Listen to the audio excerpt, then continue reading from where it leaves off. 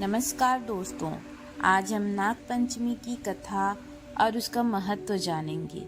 आखिर क्यों नाग पंचमी मनाई जाती है और ऐसा क्या हुआ था कि सभी नाग एक यज्ञ की अग्नि कुंड में जाकर जलने लगे। आइए इसकी कथा के बारे में जानते हैं। नाग पंचमी हिंदू धर्म में विशेष महत्व रखता है।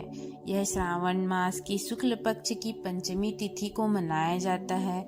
इस दिन नाग देवता की पूजा की जाती है और उन्हें दूध अर्पित किया जाता है।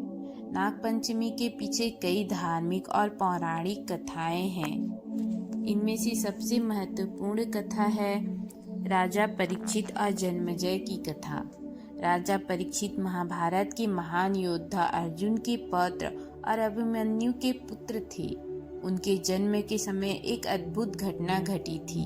जब परीक्षित गर्भ में थे तब अश्वत्थामा ने ब्रह्मास्त्र का प्रयोग करके उन्हें मारने का प्रयास किया था, लेकिन भगवान श्री कृष्ण ने अपनी दिव्य शक्ति से परीक्षित की रक्षा की। इस कारण उनका नाम परीक्षित पड़ा, जिसका अर्थ है जिसकी परीक्षा ली गई हो। राजा परीक्षित ने अपने पूर्वजों की तरह धर्म और न्याय का पालन करते हुए राज्य किया। वे अपने प्रजाजनों के प्रिय थे और अपने कर्तव्यों का निष्ठापूर्वक पालन करते थे। राजा परीक्षित की मृत्यु की कथा अत्यंत महत्वपूर्ण है। एक दिन जब वे शिकार करके लौट रहे थे तो वे बहुत प्यासे और थके हुए थे। जब वे ऋषि समीक के आश्रम पहुँचे, ऋषि ध्यान में लीन थे और उन्होंने राजा का स्वागत नहीं किया।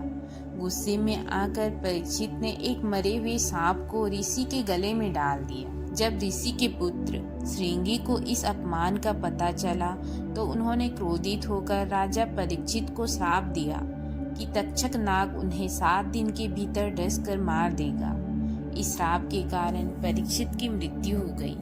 राजा परीक्षित की मृत्यु के बाद उनके पुत्र जन्मेजय ने राजगद्दी संभाली। जन्मेजय ने अपने पिता की मृत्यु का प्रतिशोध लेने का संकल्प लिया। उन्होंने नाग यज्ञ का आयोजन किया, जिसमें सभी नागों को आहुति दी गई। यज्ञ की अग्नि में नाग एक एक करके जलने लगे। जब नागों का संहार होने लगा तो नागों के राजा तक्षक ने इंद्र की शरण ली।